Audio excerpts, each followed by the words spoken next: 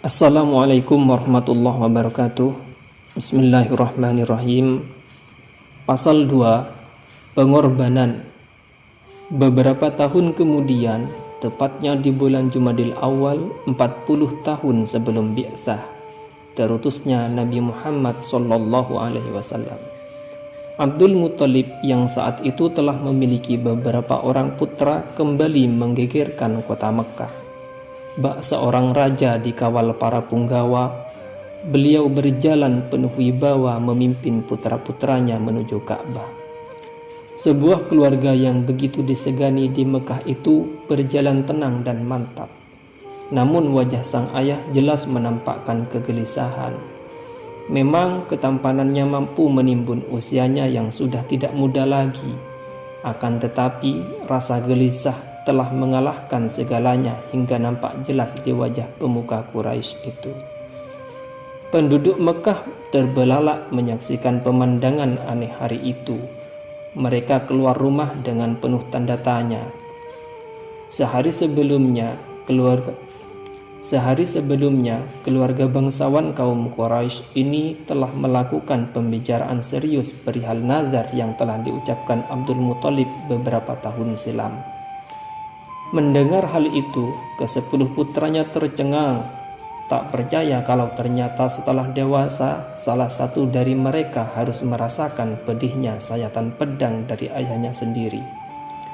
Sebenarnya urusan kematian bagi mereka bukanlah suatu yang menakutkan, apalagi jika harus mati di tangan ayah sendiri demi memenuhi nazarnya.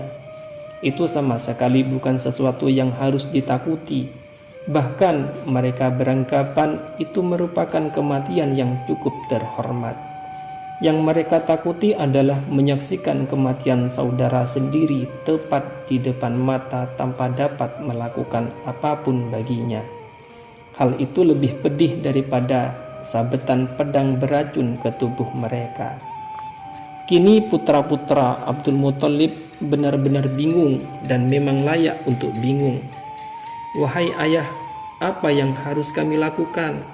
tanya putranya ketika mendengar penjelasan beliau. "Tulislah nama-nama kalian pada anak panah." Dengan mantap ia menjawab. Mereka pun melakukan apa yang diperintahkan ayahnya. Keesokan paginya mereka keluar menuju Ka'bah untuk melaksanakan undian sebagai penentu siapa yang akan dikorbankan.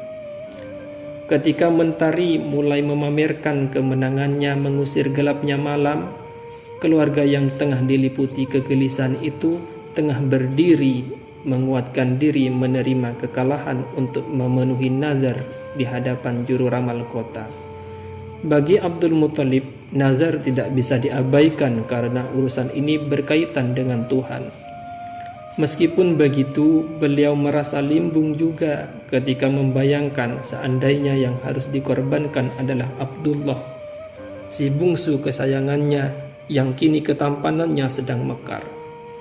Untuk meneguhkan hatinya, beliau meminta agar juru ramal segera melakukan pengundian. Masyarakat Mekah hanya mampu menatap ketika pemimpin mereka itu menyerahkan beberapa anak panah yang telah tertera nama-nama putranya. Anak panah telah berada dalam genggaman juru ramal. Semua mata memicing ingin menyaksikan siapa yang bakal keluar dari undian tersebut. Hati Abdul Muthalib tegang. Seandainya boleh memilih, mungkin lebih baik beliau menghadapi ratusan pasukan perang meskipun tanpa senjata daripada harus menunggu beberapa menit yang sangat mengerikan itu. Apalagi ketika beliau menatap si bungsu nan tampan Abdullah. Beliau benar-benar merasa pedih jika membayangkan Abdullah yang akan menjadi korban dari nazarnya. Penantian itu serasa menyodorkan kepala sendiri ke mulut singa padang pasir yang tengah kelaparan. Sesaat kemudian undian segera dilaksanakan. Semua mata menatap. Setiap hati tegang dan jantung siapapun berdenyut tak menentu. Seperti seorang peserta lomba baca puisi di pasar Ukaz yang lupa barisan kata-katanya. Dan apa yang dikhawatirkan Abdul Muthalib menjadi kenyataan. Ternyata yang keluar dari hasil undian adalah Abdullah, putra kesayangannya. Seketika itu, tubuh beliau seolah tercerabut tulang-tulangnya, lunglai bagai pakaian basah hendak dijemur. Hatinya bagai dipatuk ular berbisa. Tanpa diberi aba-aba, semua orang menutup mulut, tak percaya dengan apa yang mereka lihat. Sungguh, seandainya yang terpilih bukan Abdul Muthalib berniat mengadakan pesta sebagai ucapan syukurnya, namun takdir berbicara lain. Nazar telah terucapkan, undian juga telah keluar. Tibalah detik-detik mendebarkan itu. Dengan menenteng sebilah golok tajam, Abdul Muthalib menuntun Abdullah menuju tempat di antara berhala Isaf dan Nailah. Bapak dan anak ini saling berpegangan tangan erat, seolah saling meyakinkan bahwa semua akan baik-baik saja, seperti halnya yang dialami oleh Nabi Ibrahim alaihissalam dan Ismail alaihissalam, putra kesayangannya. Ketika mereka berdua berjalan dengan langkah dimantap-mantapkan, masyarakat yang hadir mulai kasak kusuk, terutama keluarga dari Fatimah binti Amr bin Adi dari klan Makhzum, ibu Abdullah, satu-satunya istri Abdul Muthalib dari klan Quraisy yang mempunyai pengaruh cukup kuat di Mekah. Mereka tetap tidak bisa menerima keputusan itu meskipun telah memahami nazar Abdul Muthalib. Akhirnya mereka sepakat untuk menghentikan pembunuhan itu dan mencoba untuk berbicara baik-baik dengan Abdul Muthalib. "Wahai Abdul Muthalib, apa sebenarnya yang akan Anda lakukan?" "Aku akan memenuhi nadarku," jawab Abdul Muthalib. Sekonyong-konyong mereka menyahut, "Tidak, Anda tidak boleh membunuh putra Anda sendiri. Jika Anda bersikeras melakukannya, niscaya orang-orang seantero Jazirah Arab akan membunuh anak mereka karena menirukan apa yang telah Anda lakukan. Bagaimana jika hal itu menjadi sebuah tradisi?" Seolah tak mempedulikan semua itu, Abdul Muthalib tetap teguh dalam pendiriannya untuk melaksanakan nazarnya. Tak ayal hal ini memantik Al-Mughirah bin Abdullah, sesepuh dari klan Makhzum, turun tangan. Bagaimanapun juga ia merasa bahwa putra Fatimah yang masih ada ikatan saudara dengannya harus diselamatkan. Dengan penuh wibawa ia memegang tangan Abdul Muthalib sambil berkata tegas, menyiratkan kesungguhannya. "Demi Allah," serunya, "janganlah sekali-kali menyembelih putra Anda sendiri apapun alasannya. Kalau memang harus ditebus dengan harta, kami bersedia mengumpulkan harta untuk keperluan itu." Lalu seseorang menyambung perkataan Al-Mughirah, "Wahai Abdul Muthalib, temuilah seorang dukun wanita di Hijaz yang memiliki pembantu dari golongan jin. Mintalah keputusan darinya. Jika memang harus menyembelih Abdullah, sembelihlah dia. Dan jika ada jalan lain sebagai penggantinya, terimalah sarannya." Teguran itu membuyarkan pikiran Abdul Muthalib. Mungkin secara tak langsung Mughirah berhasil mengingatkan beliau akan perasaan istrinya, perasaan seorang ibu yang harus berpisah dari buah hatinya. Sangat mungkin sekali hati istrinya kini telah patah-patah, hancur berserakan begitu mendengar putra kesayangan mereka hendak dikorbankan. Akhirnya diterimalah usulan tersebut. Berangkatlah Abdul Muthalib menuju Hijaz dengan ditemani oleh beberapa putra dan sekelompok orang Quraisy.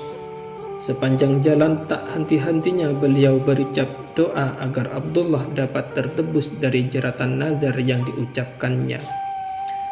Perjalanan itu terasa begitu ringan meskipun sebenarnya mereka harus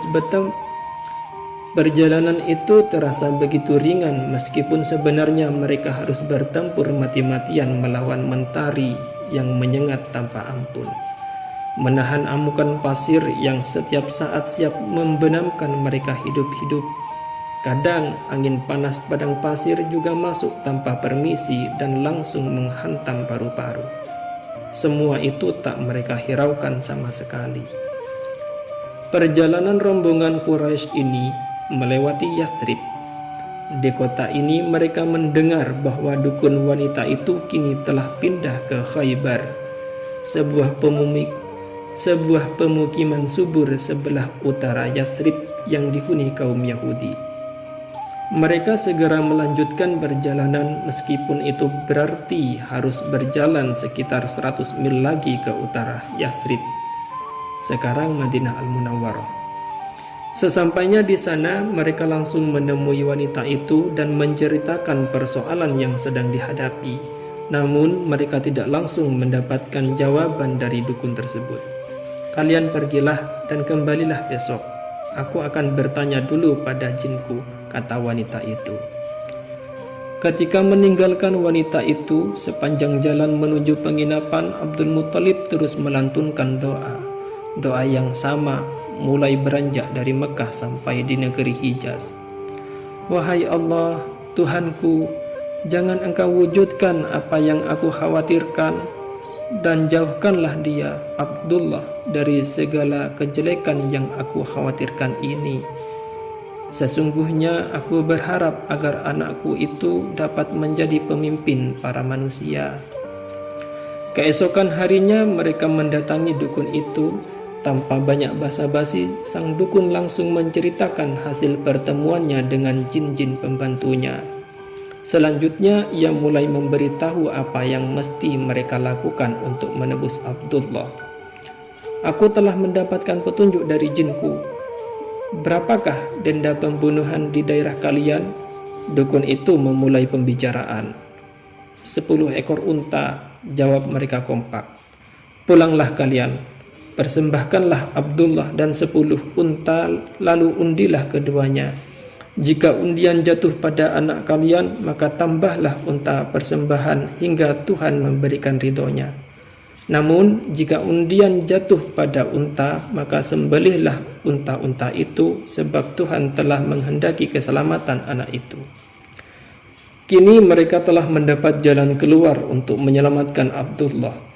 Meskipun itu harus dengan cara mengundi, tapi bukankah itu berarti masih ada harapan bagi Abdullah untuk tetap hidup dan terbebas dari nazar? Mekah kembali geger dengan undian untuk menentukan hidup mati putra junjungan mereka. Kaum Quraisy kembali berkumpul di pelataran masjid untuk melihat peristiwa mendebarkan itu. Abdul Muthalib telah berdiri bersama juru ramal di tempat pengundian. Undian pertama telah dilakukan dan hasilnya mencengangkan. Abdullah harus dikorbankan. Sesuai dengan anjuran dukun Hijaz, unta-unta persembahan segera ditambah. Akan tetapi hasilnya tetap sama. Putra mahkota Abdul Muthalib itu harus menyudahi hidupnya di bawah tajamnya pedang. Unta-unta terus ditambah hingga mencapai 100 ekor. Saat itulah undian menunjukkan bahwa yang harus dikorbankan adalah unta-unta tersebut. Sesaat ketegangan mereda dan penduduk Mekah tampak bersorak gembira. "Wahai Abdul Muthalib, sesungguhnya Tuhanmu telah ridho."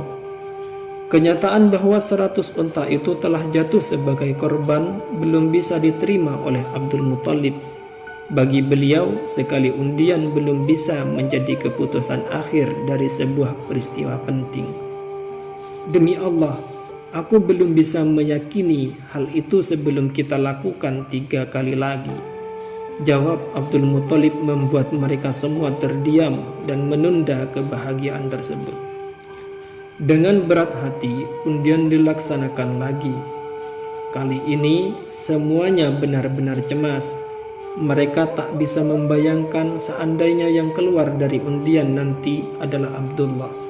Haruskah unta-unta itu ditambah lagi, ataukah saat itu pula Abdullah akan meregang nyawa di antara berhala Isaf dan Nailah? Semua serba mungkin. Juru ramal telah mengocok kembali panah undiannya, dan segera setelah itu meledaklah kebahagiaan semua orang yang hadir.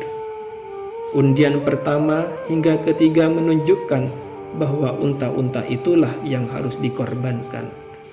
Abdul Muthalib nampak sebagai seorang paling bahagia saat itu. Dia dapat menatap kembali wajah putra kesayangannya. Tatapan keharuan ditingkahi berjuta harapan. Seketika itu 100 ekor unta disembelih dan siapapun boleh menikmati dagingnya. Alhamdulillah, semoga bermanfaat. Wassalamualaikum warahmatullahi wabarakatuh.